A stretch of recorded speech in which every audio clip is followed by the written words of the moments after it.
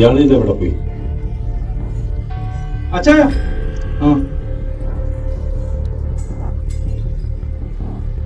നീയായിരുന്നു.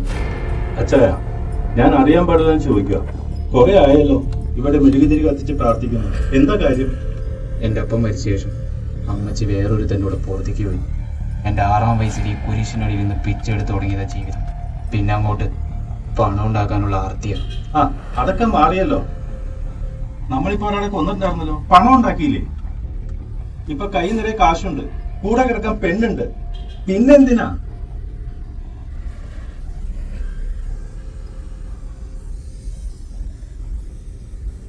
നീ ആ ഫോണൊക്കെ എടുത്ത് മാറ്റി വെക്കും.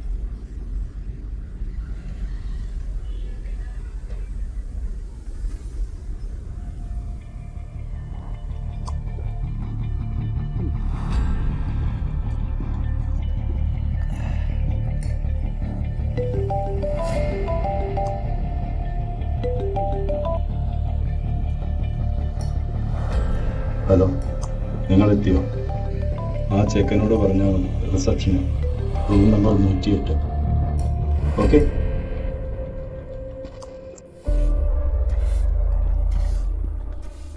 ചേട്ടാ, 104 എവിടെയാ?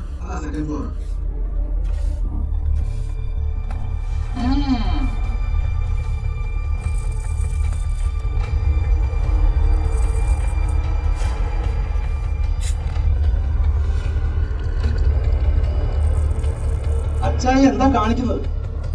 നമ്മളെ കുറിച്ച് ഏറെക്കുറെ കാര്യങ്ങൾ അറിയുന്നത് അവൾമാർക്കാ. തെളിവുകളൊന്നും ബാക്കി വെക്കാതെ അവൾമാരെയും കൊല്ലണം, നമ്മൾ മായയെ കൊന്നതുപോലെ.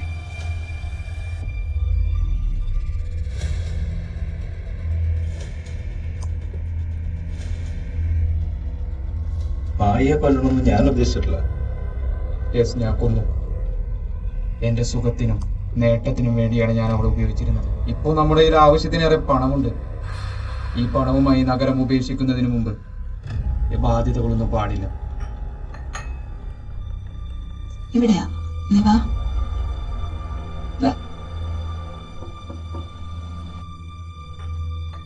അച്ഛായ, അവര് വന്നു തോന്നുന്നു.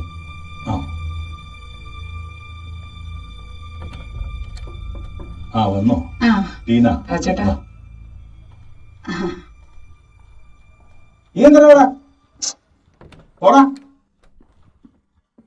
വഴിയകത്ത് വെപ്പിളയെ കൊണ്ടുവിടാൻ പോതാ. അല്ല, എന്താന്നൊക്കെ അറിയാമല്ലോ.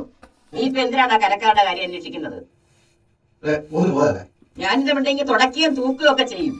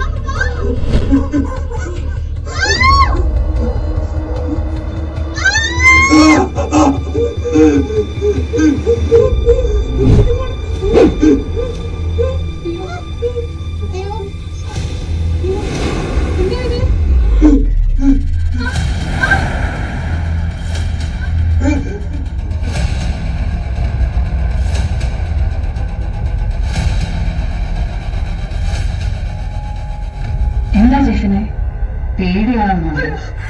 സ്വന്തം വീട്ടുകാരെ ഉപേക്ഷിച്ച് നിന്റെ കൂടെ വന്ന എന്നെ നീ കൊണ്ടുപോയത് മരണത്തിലേക്ക്. ഇന്ന് ഞാനൊരു ആത്മാവാണ്. എന്നെ നിനക്കൊന്നും ചെയ്യാൻ കഴിയില്ല.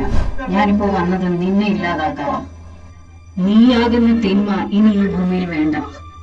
എന്നെ കൊന്നതുപോലെ നിങ്ങളെയും കൊല്ലാനായി ഇവൻ പ്ലാൻ ചെയ്തിരുന്നത്. ഇവിടെ നടന്നതൊന്നും നിങ്ങൾക്കറിയില്ല. പോയി രക്ഷപ്പെട്.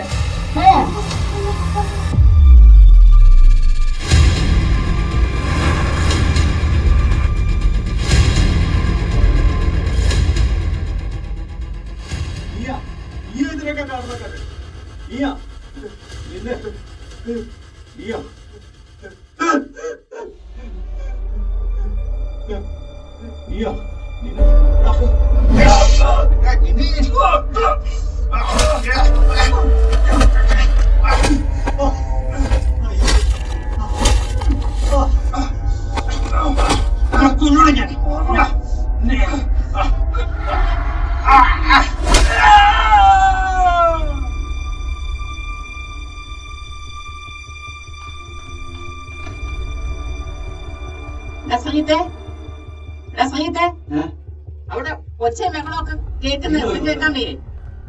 എന്നെ കൊണ്ട് പറ്റാത്തോണ്ടല്ല ഞാൻ നിന്നോട് പറയുന്നത്. ഞാൻ പോലീസിനെ വിളിക്കാം. ഹലോ സാറേ. ആ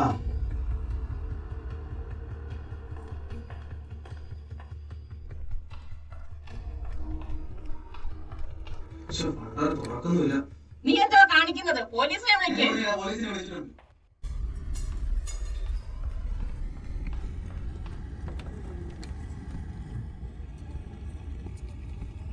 സാറിനെ ഇല്ലാത്ത സമയത്ത് ഒരു മൈലുകൾ വന്നേക്കും. ആ സാറേ.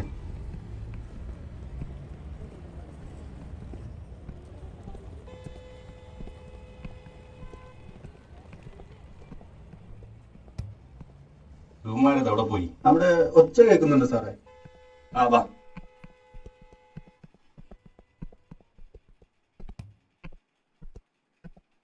മാറ്. തുറക്ക്. സാറേ ഇത് തുറക്കാൻ ലോക്കാ. ചവിട്ടി പൊളിച്ചാലോ? ആ മാറ്.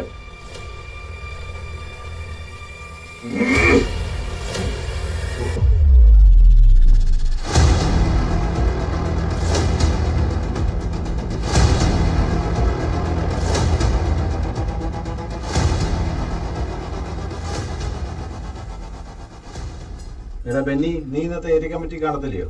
ആ ഞാൻ ഉണ്ടാകും. സേവിച്ചായ ദേ ഇന്നത്തെ പത്രത്തിലുണ്ട് ആ റിസോർട്ടിലെ കൊലപാതകത്തെ കുറിച്ച്. എന്നാ നീ ഒന്ന് വായിച്ചേ. കൂത്തോട്ടോളം ഹിൽവ്യൂ റിസോർട്ടിൽ 2 പേരെ മരിച്ച നിലയിൽ കണ്ടെത്തി. എറണാകുളം വൈപ്പിൻ സ്വദേശികളായ ജിഫിൻ, റെജി എന്നിവരാണ് മരിച്ച നിലയിൽ കണ്ടെത്തിയത്. SK ഫിനാൻസ് MD SK മേനോനെ കൊലപ്പെടുത്തി വീട്ടിൽ നിന്ന് പണവും സ്വർണവും കവർന്ന ഇവരെ പോലീസ് തിരഞ്ഞുകൊണ്ടിരിക്കുന്ന അവസരത്തിലാണ് ഇരുവരെയും മരിച്ച നിലയിൽ കണ്ടെത്തിയത്. എന്റെ കർത്താവേ, വാളെടുത്തവൻ വാളാലെ